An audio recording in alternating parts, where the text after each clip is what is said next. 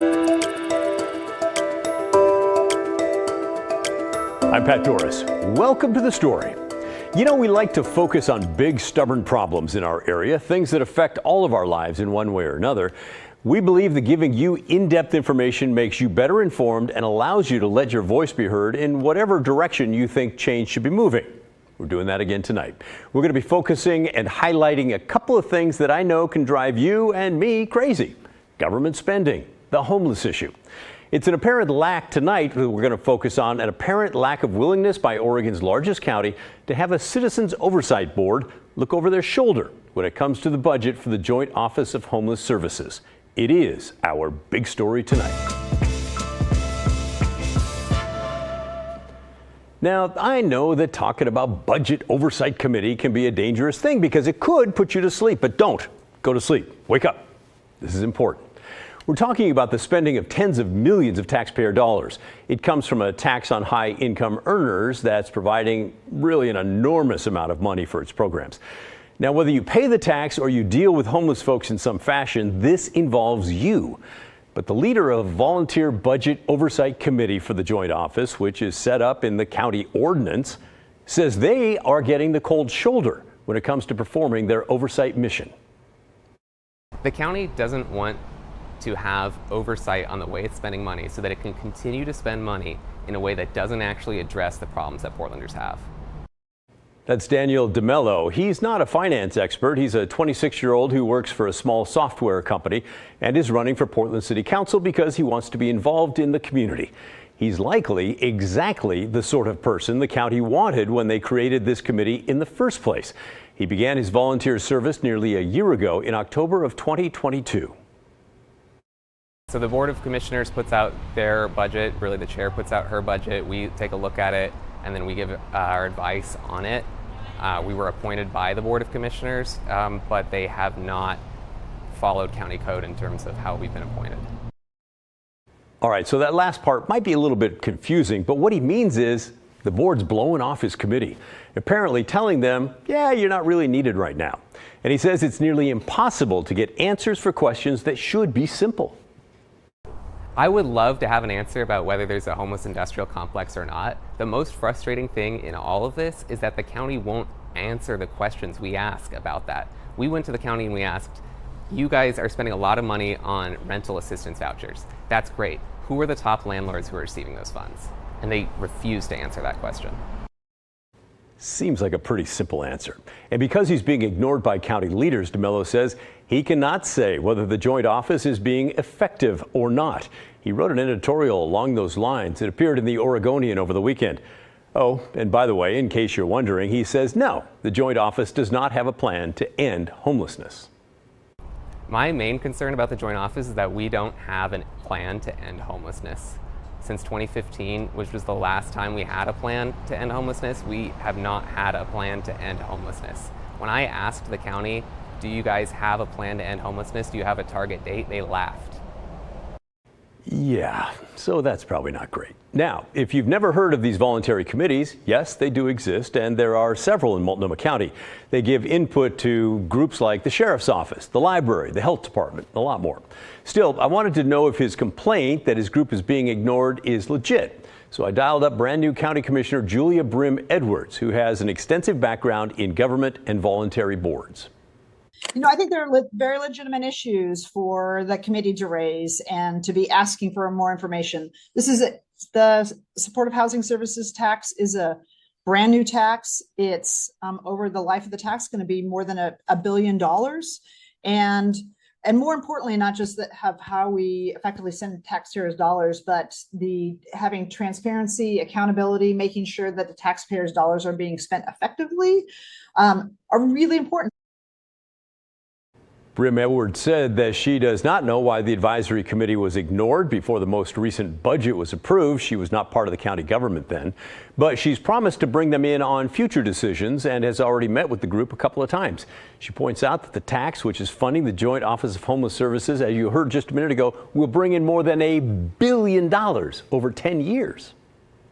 So I think it's a very valid issue to be raised at this point in the process, especially as we head into the fall and next year's budget process, that we really do need citizen engagement. We need accountability, transparency. I mean, after all, the budget, it's three volumes. I don't know if you can see it's a $3 billion budget, and their particular piece is a very significant portion of that. Like I say, it's a new tax, and we want to make sure that money is being spent well, and we count on citizens and community members to advise us. I emailed each of the 4 commissioners and the county chair, Jessica Vega-Peterson. The chair responded this afternoon, issuing a statement that reads in part, "We inherited an involvement process that has been paused, and resuming that work was bumpy because of staff vacancies. I've asked the Office of Community Involvement to help overhaul this process in the coming year." She went on, "The advisory committee for the joint office is only one of 5 community committees advising the joint office and is specifically tasked with helping with the budget process. Our goal is to have a much stronger process in place by this next budget season." So, what do you think about this? Are you surprised to see the county shrugging off the Citizens Advisory Board? You can email us. Our address is thestory@kgw.com, or you can call and leave a voicemail. The number is 503-226-5090. But don't stop there. Share your thoughts with the county chair of Multnomah County. That's Jessica Vega-Peterson. The email for her is mult.chair@multco.us. I know, kind of goofy, but it's there on your screen. You could also call and leave a phone message or talk to a live person. Their number is 503-988-3308. It's good to have your voice in your local government. Let yours be heard. All right, when it comes to culture wars, book bans, and challenges to what can be on library shelves, very hot topic these days. Nationally, the American Library Association reported more than 1,200 attempts in 2022 to remove more than 2,500 books. That's the most in 20 years. So it probably should not surprise us that battles over books are raging in Oregon, just like everywhere else. Alma McCarty brings us the details.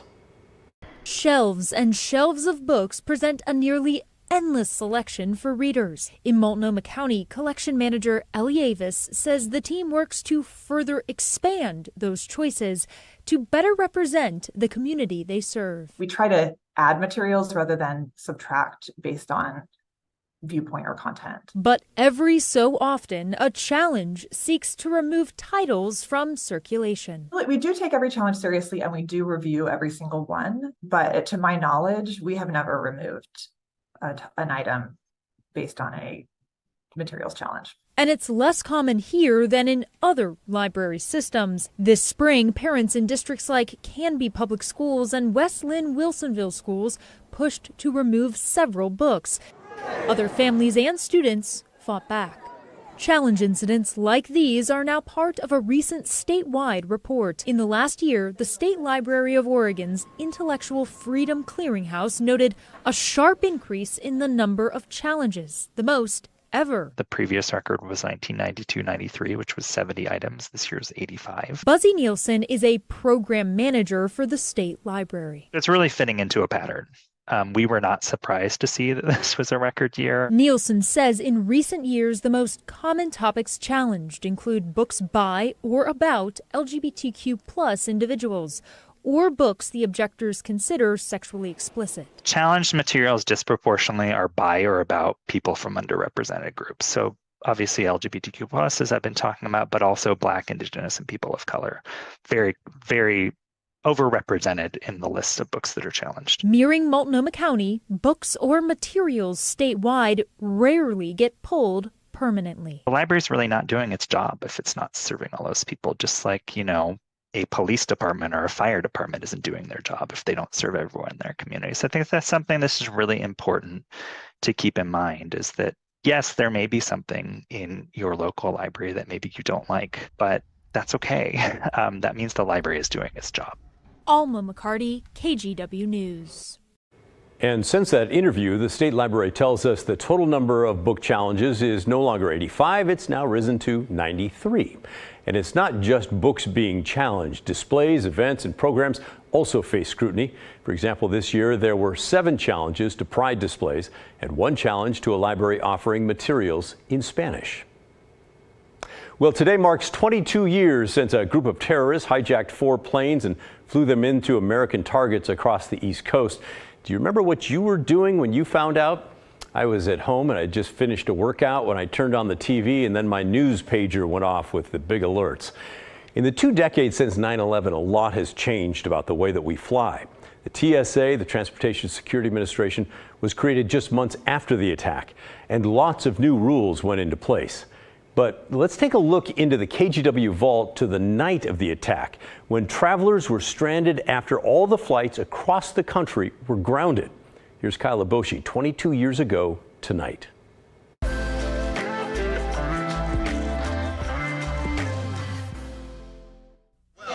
We saw a lot of glass broken out, and a corner of the building appeared to be in distress. As word of the attack spread through Portland International Airport, dozens of passengers and even employees flocked to the nearest TV set, watching in disbelief, disgust, and anger as the tragedy unfolded.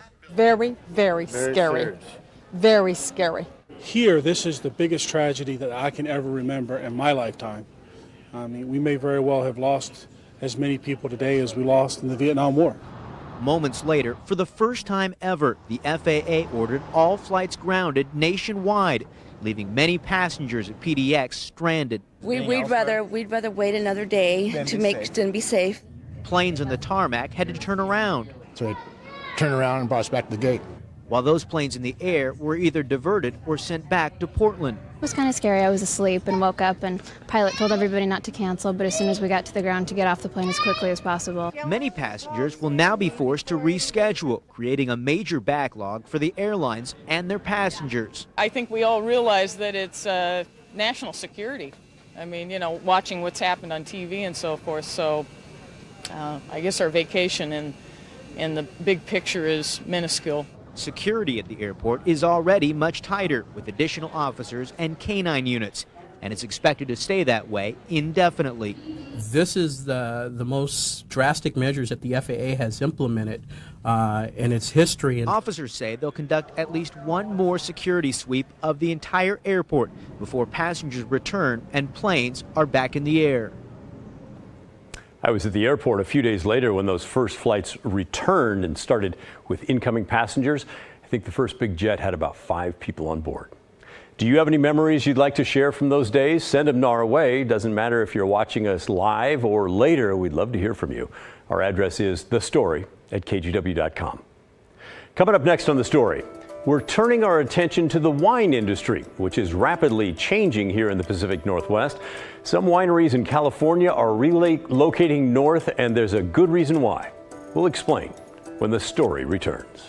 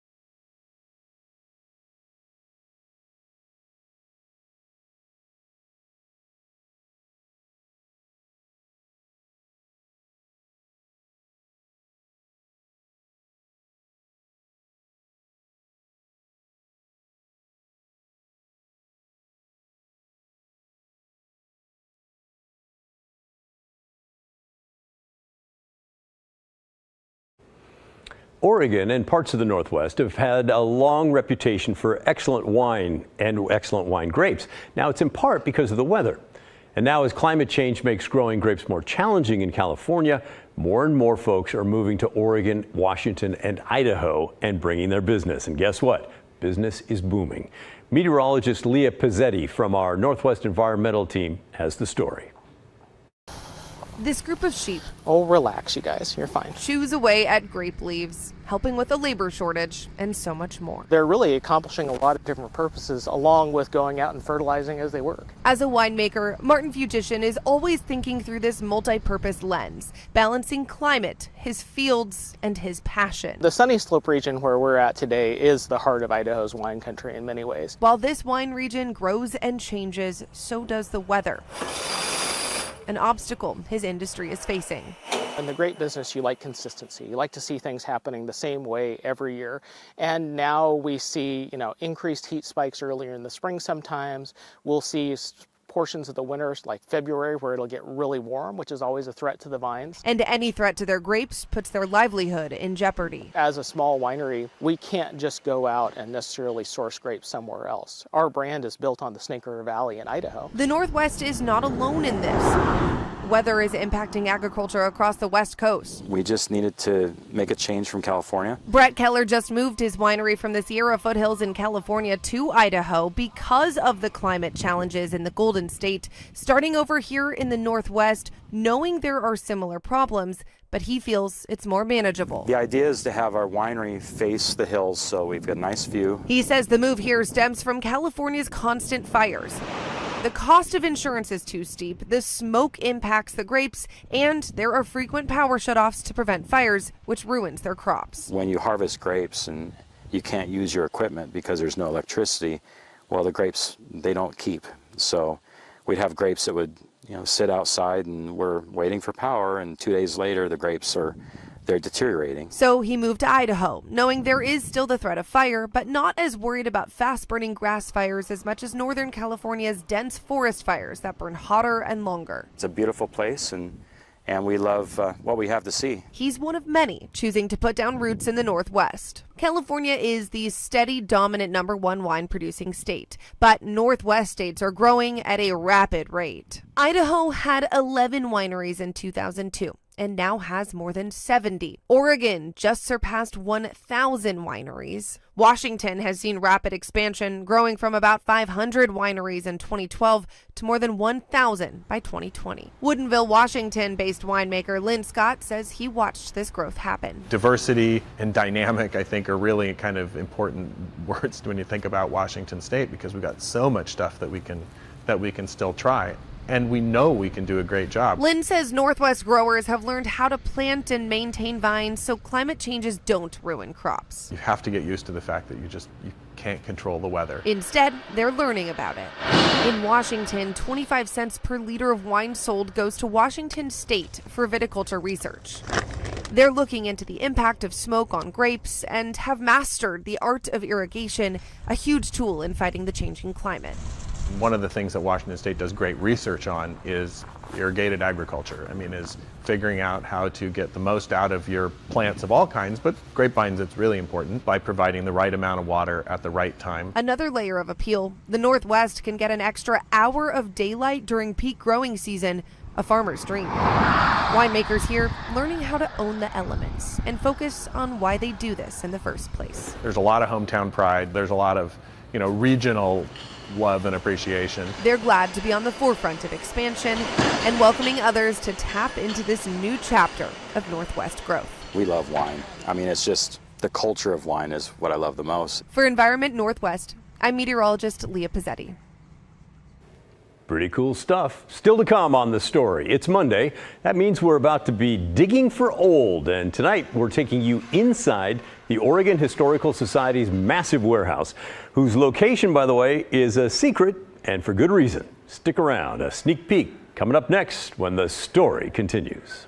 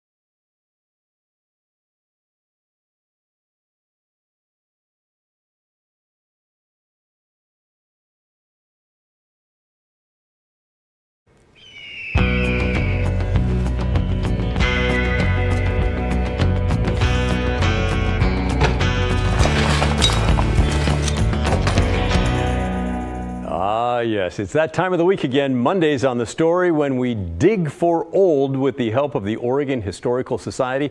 Tonight we actually get to go inside their secret warehouse. Carrie Timchuk is our guide. Let's take a look.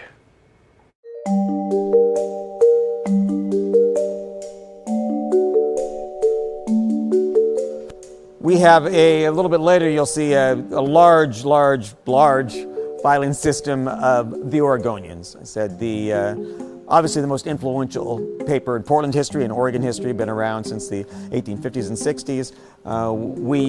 Until recent times, we received one copy of every Oregonian, which we kept for the file. Now, of course, again, modern times are all digitized. You can find them digitally. But just to show you an example of what old newspapers used to look like, with how they reported things, the color of the comic section, what was big. These are the Oregonians from 1959. And here you can see the front page of a big color comics here, the comic section here. Oregonian back then cost 5 cents per issue. One of my favorite ones here is, this is the Oregonian front page of Tuesday, January 13th, 1959. And it's reporting on the news, of course, from the day before, January 12th, 1959. And the big event that day was the inauguration of Mark Hatfield as Oregon governor, Oregon's youngest governor ever, then and still today. And January 12th, 1959, when that happened, was also the day I was born. So I didn't make the headlines, but Governor Hatfield, later Senator Hatfield, who would become a very close friend of mine, he was in the news that day, being sworn in as governor.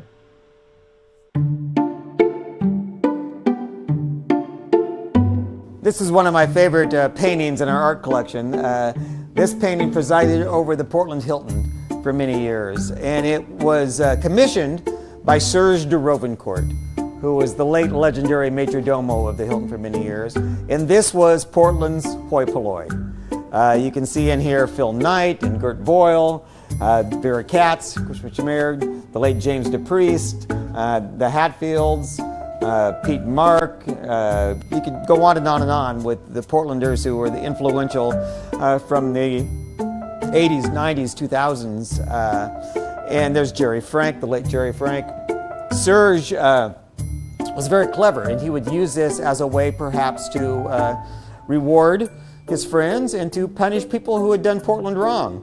And so if you were a new businessman or new leader in Portland who did good things for the city, Serge would have the painter, Bill Pappas, paint you in. And perhaps if you got involved in a scandal, you might find yourself painted out. So as a living portrait of Portland's hoi polloi. Just really colorful.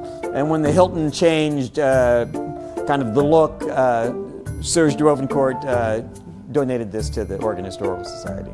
Comes with a key so you can tell exactly who it is. A recent addition to our collection is this wonderful painting of the one and only Bill Schonely. And Bill gave this to the Oregon Historical Society in the year before his passing, so we're honored to have it. Interesting stuff. Just a fraction of the tour tonight. There's so much more to see and experience. We're going to highlight that on the Mondays and the weeks to come, so be sure to watch for that. Hey, that's the end of our show. Thanks for watching. And remember, the story, our collective story, well, that never ends. The good stuff is coming your way next, and in the meantime, I'll see you right back here tomorrow at 6:30.